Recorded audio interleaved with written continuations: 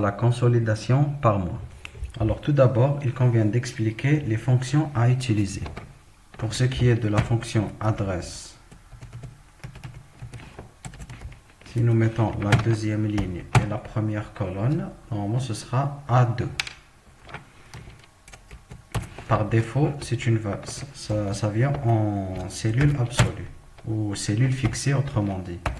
Donc, nous pouvons changer les paramètres en mettant ligne absolue et colonne relative,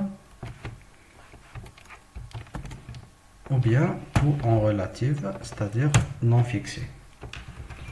Maintenant, pour la fonction indirecte, nous voyons d'abord qu'en renvoyant à une autre feuille, il y a un point d'exclamation au final. Donc, si nous mettons indirect de janvier suivi d'un point d'exclamation et A2, ça nous donne médicament 1, c'est-à-dire la colonne correspondante. Donc nous appliquons d'abord pour changer le format en mettant janvier et le point d'exclamation sous forme de texte.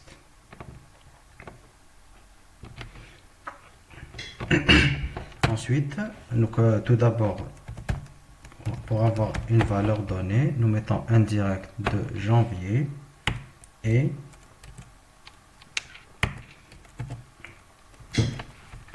adresse de, disons, la deuxième ligne et la deuxième colonne pour avoir la première valeur.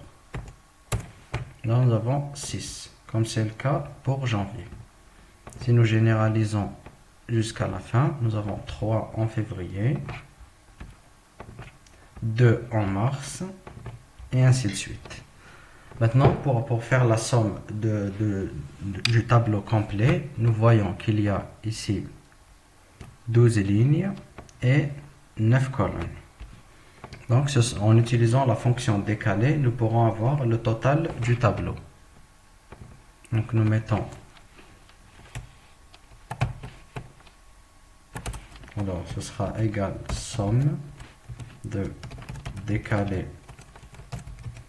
La valeur d'origine sera la première valeur de janvier et du premier médicament.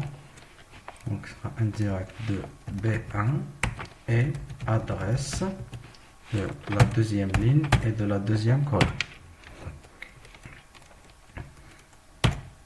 Alors, nous ne changeons pas de ligne ni de colonne. Nous ouvrons une hauteur de 12, c'est-à-dire le nombre de lignes, et une largeur de 9 correspondant au nombre de colonnes. Nous aurons par exemple ici 445. Même chose pour les autres. Et nous avons ici le tableau consolidé par mois. Une vérification peut se faire par exemple pour le mois de janvier si nous mettons somme de tout le tableau. Nous avons 445 comme nous l'avions trouvé. Même chose pour le mois de février.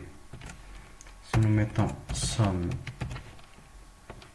de tout le tableau et nous aurons 833. Voilà donc pour effectuer la consolidation par mois en utilisant la fonction indirecte. Dans la prochaine vidéo, nous ferons une consolidation par article.